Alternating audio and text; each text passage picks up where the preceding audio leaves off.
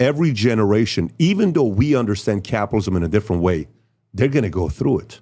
Every time we have babies, this next generation, they're always going to start off as being socialists or communists or coming from a place of rich people are bad. Why?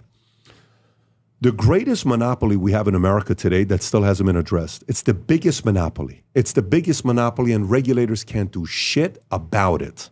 For every one pro-capitalist, pro-conservative professor in school, there's 13 that are on the opposite side. Yeah. For every one. So you got 13 to 1. Typically, when AT&T went through the monopoly law, or they were looking at Facebook to kind of trying to break them apart, or Google, or some of these companies in the past, you get to the 50-55% number where you have the market share. Like Apple is flirting, like smartphone, they're flirting, right, with that monopoly that they have.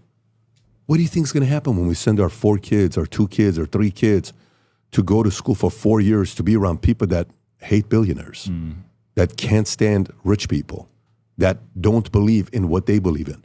And the books they recommend to the kids are Communist Manifesto, and they're teaching that to your kids. And then you're around other kids who either have bought into it or they're about to be bought into it. What do you think is going to happen when they're in that environment? I mean, we keep sending our kids to the same place to get brainwashed, to come back and hate their parents for a few years and then go back to it again. I can't tell you how many of my executives, they lose their daughter or son, they send them to school for $250, they come back hating capitalism. They don't want to be around mommy and daddy because they're like, I cannot believe you voted for that guy. I cannot believe you did this. All you care about is money. I'm going to go and work for UNICEF. I'm going to go and work for this. And then you lose your kid for 5, 6, 7 years, and then they show back up. You're like, why did I spend $200,000 that I worked my ass off for this kid to go to school to come back hating me? Like, for example, if I see your employees and you're not around, I come to your place.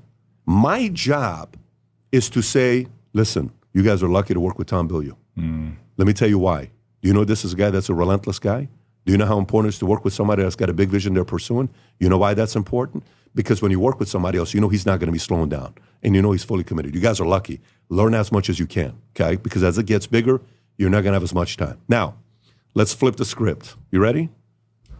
You're not around. I come talk to your employees. Why would you guys work for him? You know, he gets all the money and the accolades and credit. You guys get nothing. Why are you guys doing this? What's this all about? He's using you guys. That's what they're doing in school. Nonstop. Who the hell thinks that's a good idea? So to me, a part of why this is happening, you got me thinking, is parents are still subscribing to the old way of what it is that we want our kids to do to be successful, and we are responsible for continuously repeating this pattern. Until somebody puts a stop to it, it's going to continue happening. Yeah, and I think it happens largely invisibly to the vast majority of the public, but if the whole idea of the long march through the institutions is sort of one of the ultimate conspiracy theories that whatever the French back in the 40s, 50s decided this is how we're going to do it, we're going to take over these institutions, they did it, it's spread to America, it happened here as well. It's Thomas Sowell, I think, sums this up really well, that the last 30 years, though he said this 20 years ago, so the last 50 years have been marked by exchanging what works for what sounds good.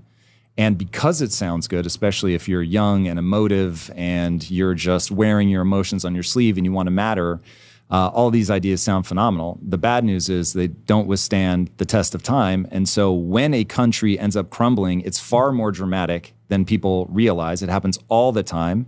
It happens to big countries just like America. I mean, unfortunately, history, when you look back, it is just a never-ending stream of countries that at the time seemed impossible to fail.